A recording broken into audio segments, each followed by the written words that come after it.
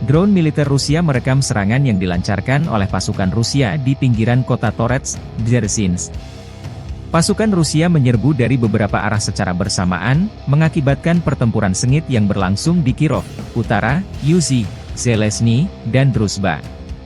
Serangan ini menunjukkan intensitas dan skala operasi militer yang dilakukan di wilayah tersebut. Selama pertempuran, unit tempur Ukraina berusaha mempertahankan posisi mereka dan melawan kemajuan pasukan Rusia. Mereka melancarkan serangan balik ke gedung-gedung apartemen, mencoba menghentikan serbuan dari berbagai arah. Upaya ini mencerminkan tekad dan strategi pertahanan Ukraina dalam menghadapi situasi yang semakin memburuk. Pertempuran di pinggiran kota Toret menambah daftar panjang konflik yang terus berlanjut di wilayah tersebut. Rekaman dari drone militer memberikan gambaran jelas tentang kondisi di lapangan, menyoroti ketegangan dan kekerasan yang terjadi di antara kedua belah pihak.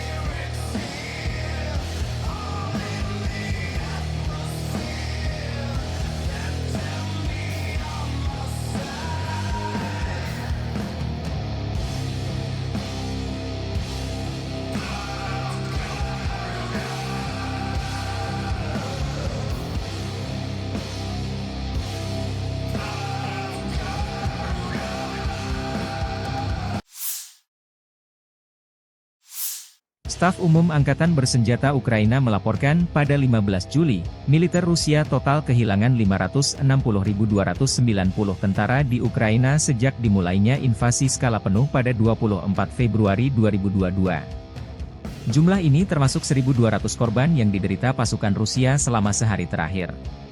Menurut laporan tersebut, pasukan Vladimir Putin juga total kehilangan 8.214 tank, 15.826 kendaraan tempur lapis baja, 20.623 kendaraan dan tangki bahan bakar, 15.324 sistem artileri, 1.119 sistem roket peluncur ganda, 892 sistem pertahanan udara, 361 pesawat terbang, 326 helikopter, 12.148 pesawat tanpa awak, 28 kapal dan perahu, dan 1 kapal selam.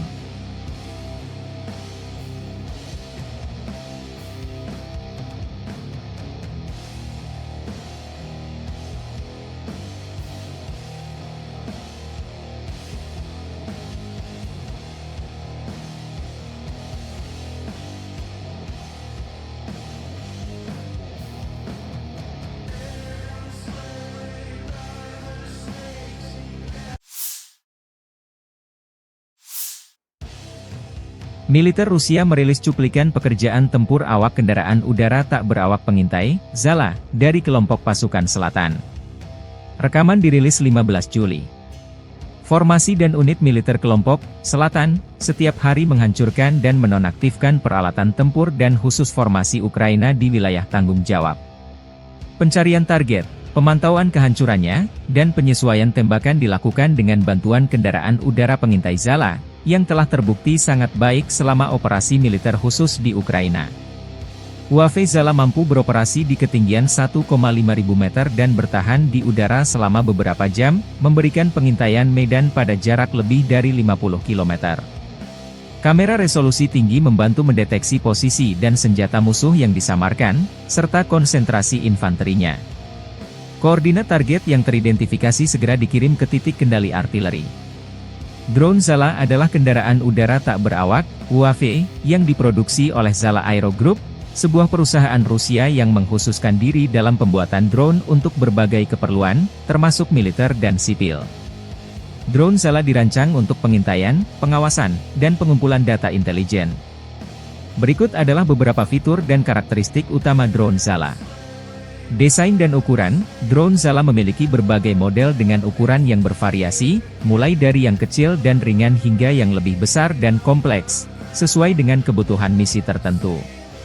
Kemampuan pengintaian, drone Zala dilengkapi dengan berbagai sensor dan kamera canggih yang memungkinkan pengumpulan gambar dan video berkualitas tinggi, bahkan dalam kondisi cuaca buruk atau di malam hari.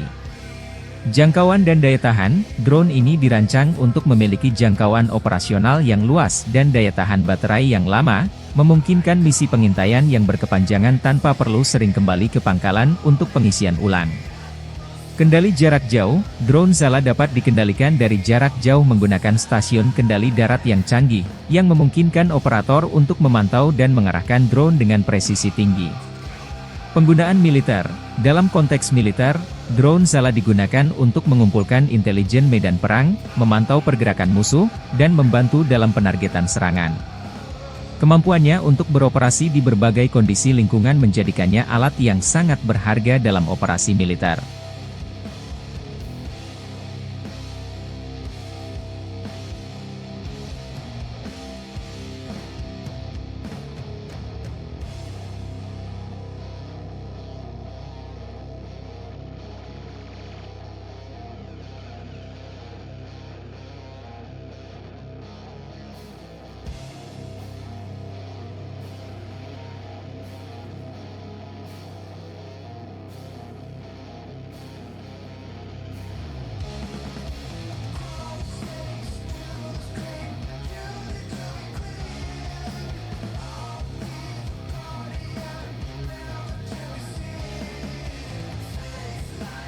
Наши беспилотники, а именно там Зала, Ланцет, они, работая в комплексе, позволяют уничтожать артиллерию точечно, так скажем, уничтожать ее на больших дальностях. Последнее вот применение у нас были уничтожены 2 самоходных установки, причем найдены были, случайно нашли, увидели ствол, завалено, сейчас вот немец делает тоже по-новому, закидывает бревнами. Ни сетки против ланцета, ничего не ставит. Просто закидывает бревнами, цель уничтожена. Управляемый снаряд позволяет попасть, говорю, практически, чтобы в ствол не попадаем. Станции РЛС различного назначения, рэбовских станций. Очень часто, да, в домах, в жилых домах, как правило, стараются, да, занимать дома, даже если там вот где-то гражданские люди, они ничем же не гнушаются. Чем дальше от линии ЛБС отлетаешь, тем больше наблюдаешь, что они занимают именно гражданские дома, прячутся постоянно там за гражданскими. Потому что знаешь, что мы либо не будем работать, либо будем работать, стараться точно, чтобы минимальные были угрозы для жизни населения была мирно. Staf Umum Angkatan Bersenjata Ukraina melansir rekaman pekerjaan tempur Brigade Mekanis terpisah ke-47 dengan dukungan dari pengatur Brigade Pertahanan Teritorial ke-109 menghancurkan artileri berat Akasia Rusia. Dalam rekaman, artileri Rusia meledak besar terkena serangan Ukraina. Dalam 24 jam terakhir, 114 kontak senjata terjadi di garis depan. Staf Umum Angkatan Bersenjata Ukraina 15 Juli mencatat, dalam 24 jam terakhir, pertahanan Ukraina menyerang 2 titik kendali, sebuah depot amunisi, sebuah kendaraan pertahanan udara, 3 sistem artileri, sebuah stasiun peperangan elektronik, dan 6 area konsentrasi personel Rusia. 10 kontak senjata terjadi di arah Kharkiv. Pertempuran terjadi di dekat Vovchansk dan Hlibokoy. Pasukan pertahanan Ukraina menghalau serangan Rusia di dekat Pischany di wilayah Kharkiv dan Stelmachivka di wilayah Luhansk. Di arah Siversky, Ukraina menghalau 11 serangan di dekat Spirny, Belogorivka, Rozdolivka, dan Viimka di wilayah Donetsk. Ukraina mencatat, Rusia melancarkan 20 serangan ke arah Torets. Dia memusatkan usahanya ke arah New York, Norton dan Iron.